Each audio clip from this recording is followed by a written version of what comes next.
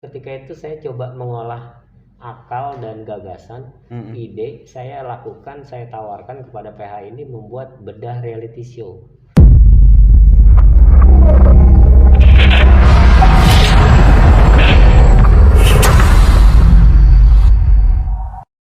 Assalamualaikum warahmatullahi wabarakatuh, sahabat PTD TV, apa kabarnya hari ini?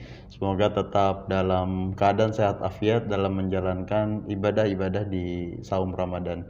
Kita berjumpa kembali dalam program Bincang Santai, dan kali ini kita bersama dengan salah satu alumni Perguruan Tinggi Dakwah Islam Indonesia atau PTDI, yaitu Bang Waluyo yang sudah lama melintang di dunia perfilman dan entertainment. Dalam beberapa jam ke depan, insya Allah Bang Waluyo akan menyampaikan tentang pengalamannya dalam berkarir di dunia film dan membagikan kepada kita semua tentang perjalanan di dunia entertainment, film, dan juga pengetahuan secara umum tentang dunia perfilman. Sebelum kita lanjut, Bang Waluyo, apa kabar? Alhamdulillah. Alhamdulillah, baik. Walaupun jujur habis diuji Allah sakit ya beberapa hari, subhanallah. tapi alhamdulillah masuk ke Ramadan itu 1 pekan sebelum Ramadan Allah kasih kesehatan dan alhamdulillah jadi aman di bulan Ramadan. Alhamdulillah, mudah-mudahan tetap sehat sampai Amin, akhir ya amin, Bang. sampai akhir Ramadan dan seterusnya. Betul, Amin. karena memang dibutuhkan fisik yang prima ya Betul, di Ramadan betul, itu betul. agar ibadah saum kita juga tidak batal tentunya ya. Dan lebih nyaman dalam Betul. mengarungi ibadah Ramadan. Betul. Nah Bang Waluyo, sebelum kita lanjut ke materi selanjutnya, boleh disampaikan opening statement untuk sahabat PTDI di rumah? Pastinya bicara tentang film,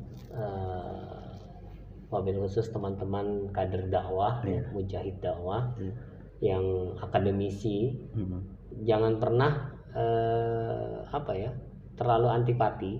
Karena apa? Terkadang banyak hal yang begitu positif yang kita dapat ketika kita memang mengenali sesuatu itu apa ya, salah satunya di sini kita bicara film.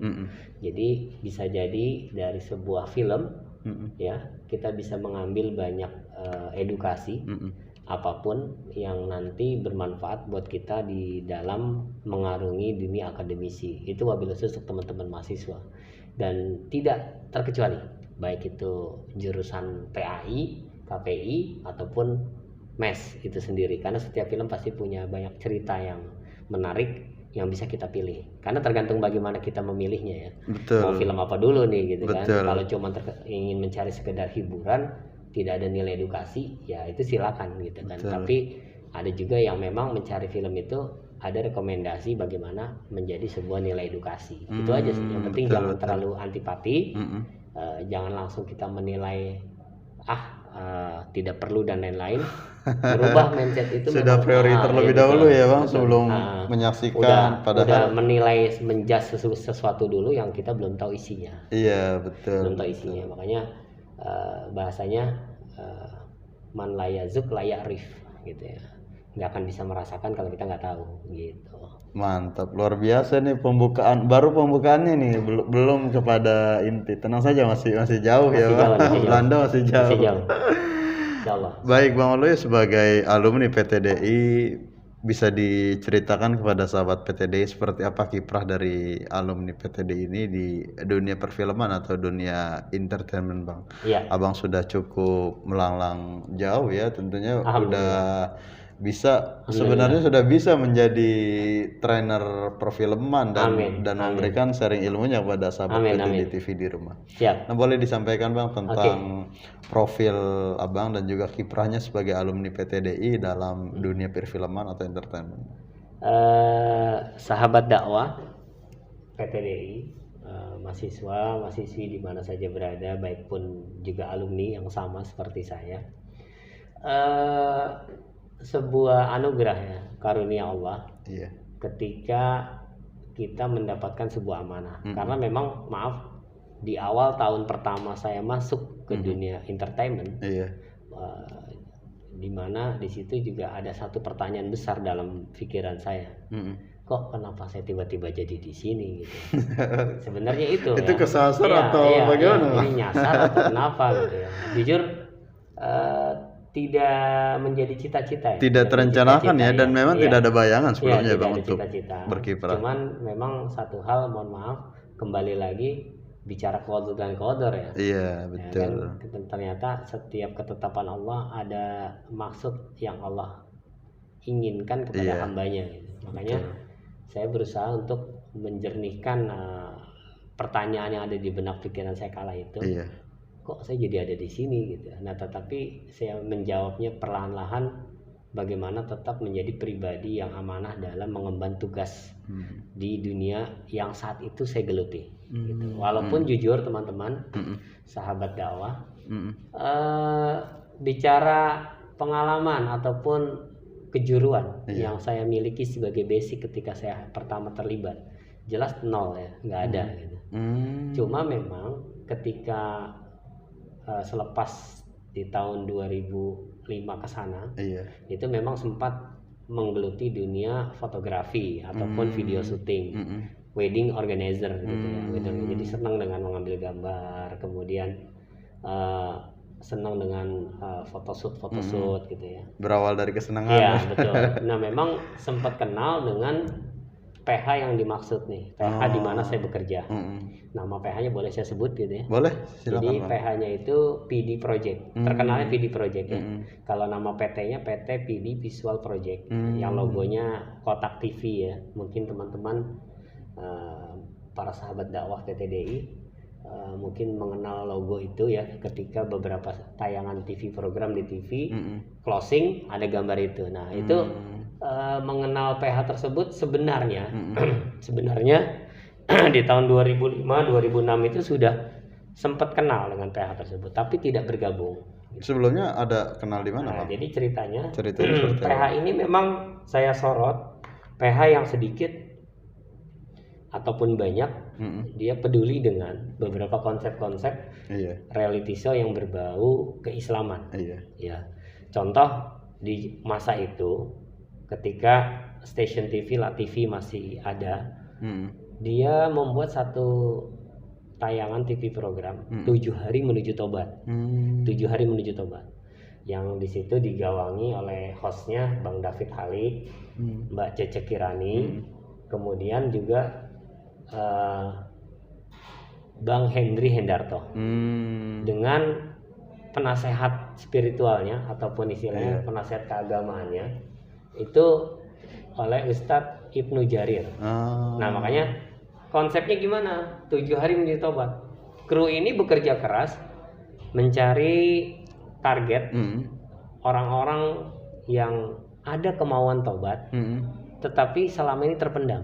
Nah sebenarnya mencari itu kan susah ya Bang. Nah, betul. Karena terutama juga taubat kan dalam hati ya, tidak. Betul. Meskipun ada yang kita lihat misalkan orang dengan berpakaian yang di luar dari kelaziman gitu ya, sholat atau ibadah atau menghadiri, mungkin kita bisa dekati ya. Dan memang nah, tetapi seperti apa suka? Jadi gini, target yang dimaksud ini orang yang baru ada celetukan.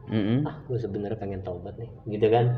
Pernah ngomong terlontar tanpa sengaja yang didengar oleh orang lain. Nah, orang lain ini yang menjadi sumber narasumber yang menjadi program ini bisa berjalan. Karena apa? Kru daripada program ini yang dia mencari target itu bersumber modalnya adalah dari orang-orang dekat dari target yang dituju. Orang-orang dekat ini pernah mendengar ucapan lantunan tanpa sengaja maupun sengaja yang pernah terlontar dari orang yang dimaksud. Gue sebenarnya udah mau tobat nih, pusing nih, hidup kayak gini terus. Misalkan dia profesinya nih preman gitu. Karena macam-macam. 7 hari menuju tobat ini target yang diciduk itu macam-macam. Jadi ada ada PSK, ada dukun juga begitu. Kemudian ada pembunuh bayaran gitu. Jadi memang luar biasa. Dari situlah ketertarikan saya melihat PH ini luar biasa. Tidak, artinya memang alami, natural ya Bang, berbeda. bukan sesuatu yang dibuat-buat ya. Betul. Sehingga justru bahasa-bahasa settingan nih gitu ya. Iya betul. Ketika kembali dengan moto tadi, man layaruf layazub gitu ya, man layarif layazub. Barang siapa nggak tahu ya karena nggak ngerasain. Ketika saya tahu, saya merasakan, oh betul nih bukan settingan, karena saya masuk di situ. Nah, luar biasa tantangannya. Bayangkan ketemu orang-orang yang masih ada di dunia hitam, yang sebenarnya dia dalam hatinya sudah ingin berubah, tapi bagaimana pendekatan kru kepada dia untuk mengajak taubat. Tidak bermaksud kru adalah orang-orang yang suci ya, tetapi mereka ngajak taubat bareng gitu kan. Nah, disitulah saya menyoroti ini PH luar biasa. Tidak ada PH seberani yang membuat TV program seperti ini. Kalau TV program jalan-jalan, makan-makan tuh biasa. Itu udah sering ya bang. Udah nggak aneh. Udah jadi. Ya, jadi makanya saya sorot ini PH luar biasa nih gitu kan. Iya. Unik gitu. Dulu namanya belum PD Project, namanya Zola Cinema. Nah kemudian saya senggol, saya datangi. Tujuannya apa? Saya ingin mengangkat kepopuleran TV program ini agar masyarakat tahu ada program TV yang positif loh, untuk membuat kesaksian gitu, membuat kesaksian, juga kesaksian para host yang waktu selama proses berjalannya syuting seperti apa. Kalau kala itu yang syuting David Halik ya Bang David Halik hadir. Kalau syuting kala itu Mbak Cece Kirani hadir, atau Bang Henry Hendarto hadir. Jadi mereka memberikan kesaksian dan tuh tayang off air keliling safari. Bedah reality show dari tempat ke tempat, kala itu ke masjid. Jadi menjadi sebuah nuansa baru, kajian dalam sebuah tempat rumah ibadah, masjid, yang tidak monoton hanya mendengarkan ceramah. Ya kalau ceramah ya baik tablik akbar dan lain-lain itu sudah sering dan sudah biasa. Nah kita buat bedah reality show. Nah, jadi nuansa baru, motivasi bagi masyarakat, bagi para jamaah tentang kesaksian yang didengar langsung dan kesaksian asli, bukan kesaksian palsu ya, yang orangnya dulu pernah di dunia hitam hari ini sudah kembali ke jalan Allah. Itu yang luar biasa. Nah Bang, kenapa memilih masjid sebagai tempat lokasi? Sebenarnya kan bisa saja di tempat-tempat yang memang dia masih berkecimpung di situ untuk menjadi inspirasi bagi betul yang lain. Betul sekali. Jadi kebetulan saya tambahkan. Awal langkah jalan pertama memang ke masjid. Kenapa ke masjid? Karena memang kembali, karena teman kita ini, saudara kita yang sudah tobat ini kan bisa dibilang sudah kembali ke jalan Allah. Maka kita supaya nyaman tempatnya di rumah Allah gitu ya. Seperti itu sebenarnya. Dan membuat satu gebrakan terobosan, bentuk yang berbeda dalam berdakwah, yang tidak hanya kalau undangan tablik akbar umum, kajian dialog interaktif umum gitu ya, atau ceramah apa gitu ya umum. Tapi kalau sifatnya ini bedah reality show itu secara publik pun mendengarnya berbeda, yang itu menjadi motivasi, menjadi antusias. Apaan sih acaranya? Kok namanya bedah reality show? Yang ditangkap reality show. Apalagi ini ada di tayangan TV, stasiun TV A gitu ya. Si jamaah seminggu sebelum acara mulai, ketika poster pamflet tersebar aja udah nyari tahu. Iya nih tayangan yang di TV mau ada di Masjid Anu, menjadi daya tarik magnet bagi jamaah untuk hadir gitu. Satu itu. Tapi alhamdulillah memang seperti yang antum tadi sampaikan, melebar ketika dari masjid ke masjid sudah safari. Akhirnya dari sekolah ke sekolah. Pertanyaan besarnya kenapa ke sekolah-sekolah? Karena target catatan 7 hari minit tobat itu juga banyak yang targetnya itu yang tobat itu dari kalangan remaja, kalangan yang masih berstatus anak sekolah, betul, yang sebagai early warning buat mereka sekolah, dia putus sekolah, terlibat narkoba dan lain-lain, akhirnya bisa diciduk oleh tim 7 hari menuju tobat untuk tobat bareng. Gitu, ada yang sampai dipasung orang tuanya, dibotakin padahal dia perempuan. Jadi di situ menjadi kesaksian. Nilai haru charity yang didapat secara on air menjadi tayangan di TV maupun off air ketika bedah reality show itu luar biasa. Jadi saya menilai memang ini PH luar biasa. Di situ yang saya tertarik. Walaupun PH banyak ya, tidak perlu disebutkan namanya. Cuman PH ini luar biasa buat saya pribadi. Tapi kala itu saya belum bergabung karena memang masih ada amanah besar di tempat lain yang saya harus lakukan.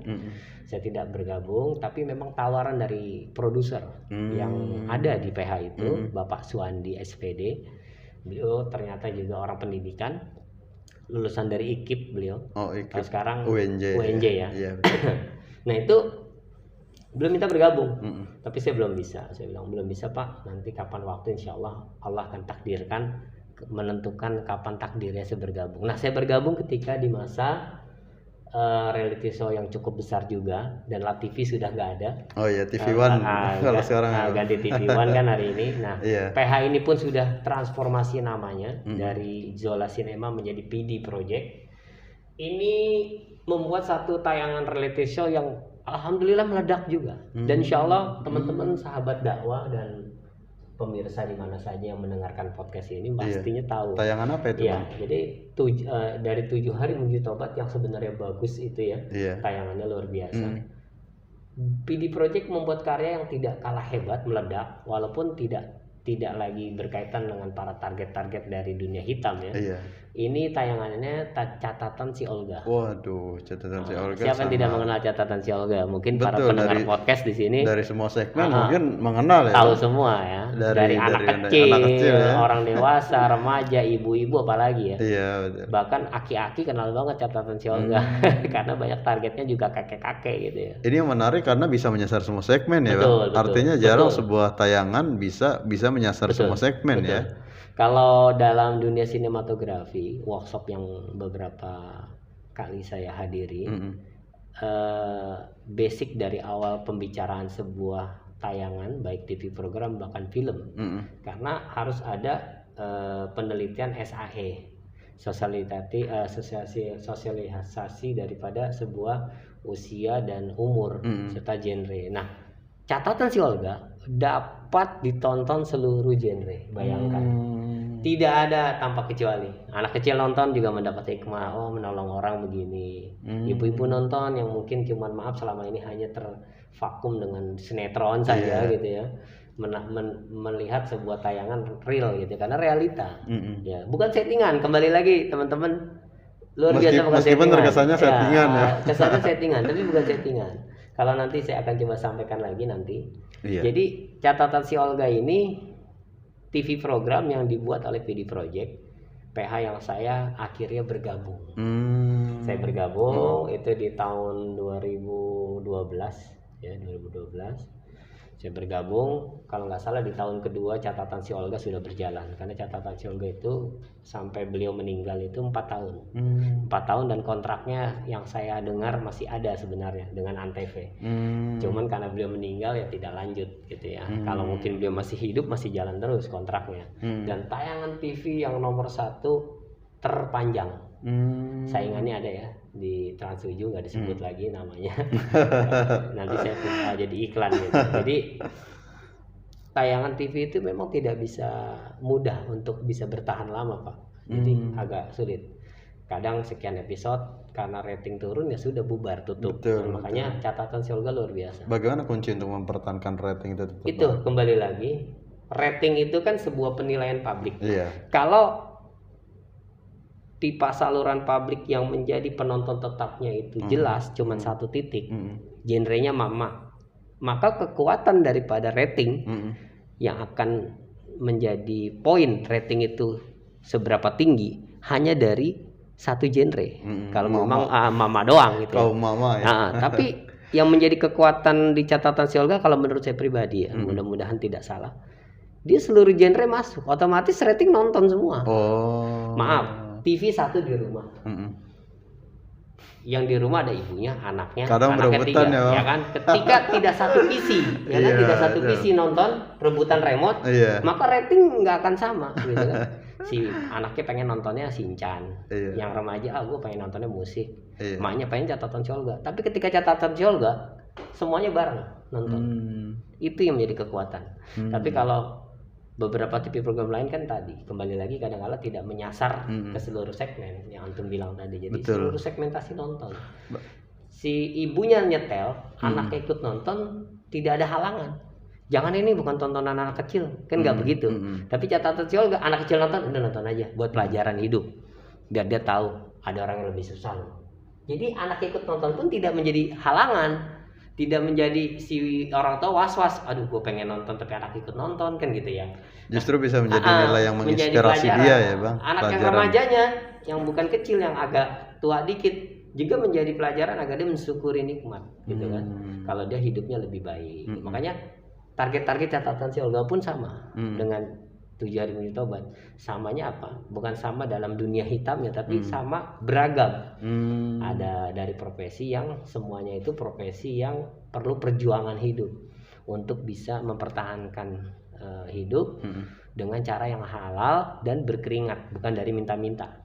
Jadi target catatan si Olga kalau nyari orang susah yang profesinya nggak jelas, cuman minta-minta, nggak akan menjadi target. Tapi kita mencari target yang memang punya cara bagaimana mempertahankan hidup dengan pekerjaan yang ala kadarnya, tapi dia mampu untuk tidak menjadi seorang pengemis, menjadi orang yang minta-minta, tapi dia berusaha untuk bisa bertahan hidup. Itu. Jadi kebetulan di tahun kedua saya digeret, direkrut. Dan kebetulan juga kembali lagi yang saya bilang tadi, mungkin sudah jadi takdir Allah. Kala itu saya masih kuliah di PTDI tahun 2012.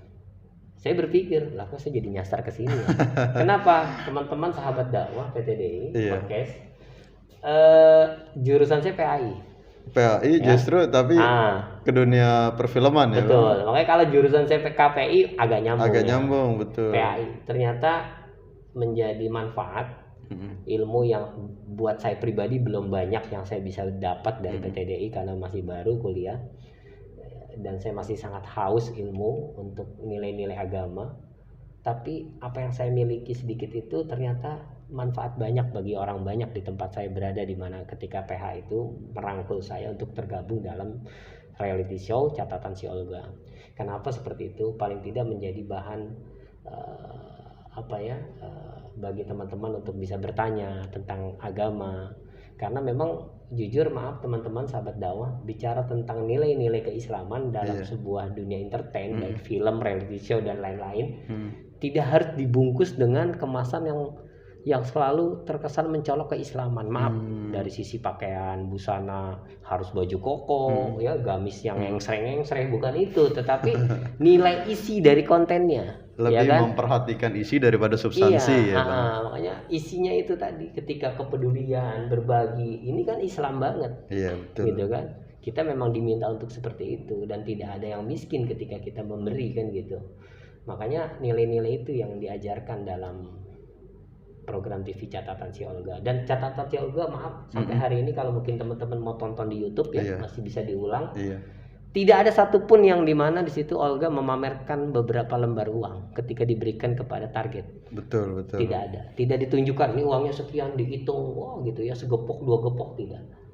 Diem aja. Ditambah di balik layar teman-teman sahabat dakwah PTDI podcast, kami kru pun terus pendampingan tentang bantuan yang diberikan Olga. Jadi maaf, contoh ketika targetnya janda ditinggal suaminya meninggal karena kecelakaan, berjuang hidup jualan nasi uduk, kemudian ketemu beliau dan beliau bantu dengan beberapa rupiah.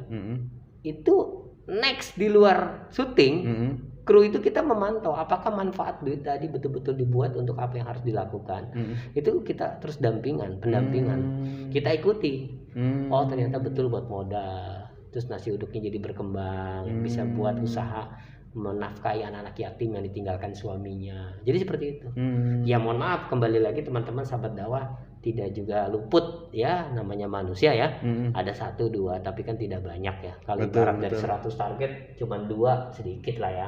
Enggak ada 1% gitu. Tetapi multiplier efek ya Bang. Itu ada yang memang nakal. Kembali lagi ya, itulah fakta di mana itulah manusia.